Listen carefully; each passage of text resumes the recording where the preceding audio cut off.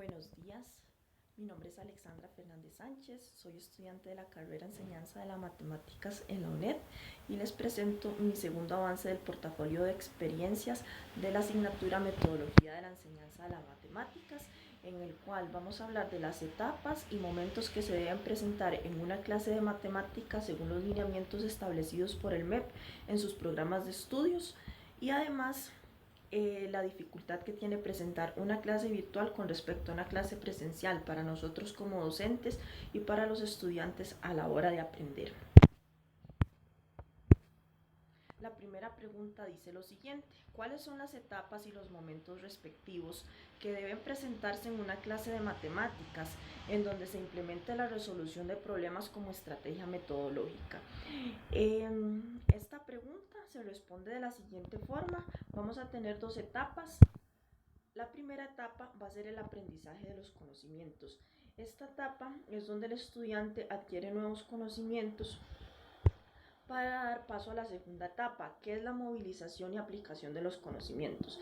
En esta etapa es donde el estudiante pone en práctica lo aprendido y además se refuerzan los conocimientos adquiridos en la primera etapa.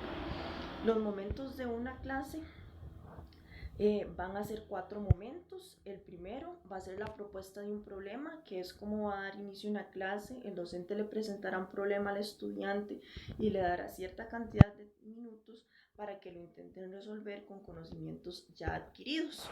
Está el trabajo estudiantil independiente, que es donde el estudiante trabaja solo aplicando los conocimientos adquiridos para poder resolver las prácticas que el docente le propone. Discusión interactiva y comunicativa. Aquí se puede dar el trabajo en grupo, cuando los estudiantes se unen para hacer una práctica, carteles, para exponer y demás. Y la otra es en la clausura o cierre, donde se da la adquisición de los conocimientos y aparte se generan preguntas o un momento para que los estudiantes puedan aclarar sus dudas.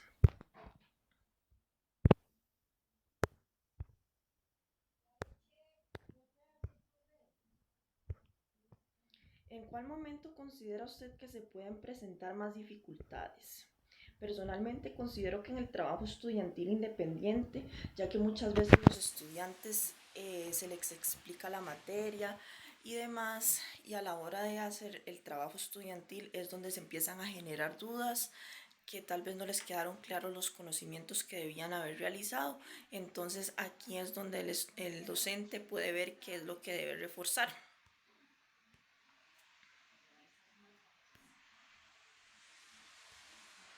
¿Cuáles diferencias significativas se notan en las lecciones presenciales y virtuales con respecto al planeamiento? Esta pregunta es muy importante.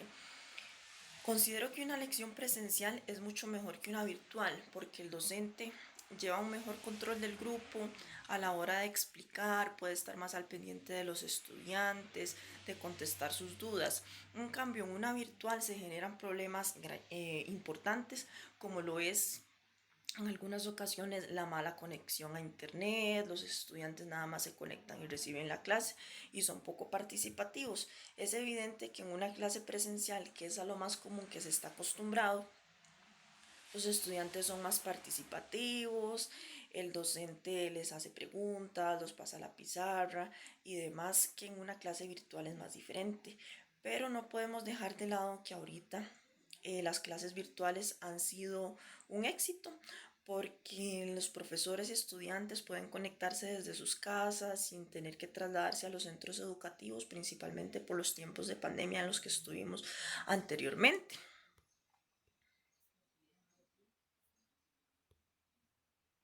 ¿Cuál es su perspectiva con respecto a la clase de matemáticas de modalidad virtual? Aquí podría compartirles un poco de lo mismo que les mencioné en la pregunta anterior. Considero que una clase virtual está al alcance de todos. Actualmente tenemos conexión a internet, pero el internet falla mucho.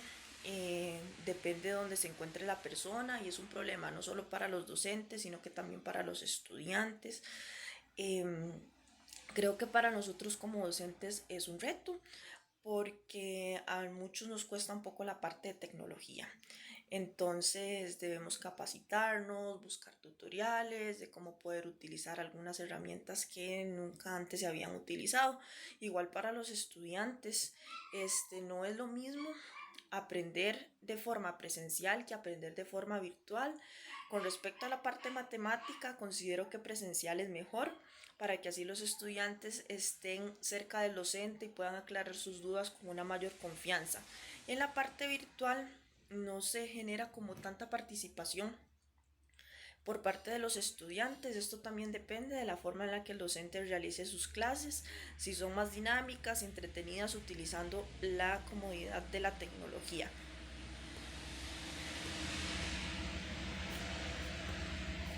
Les agradezco mucho su atención.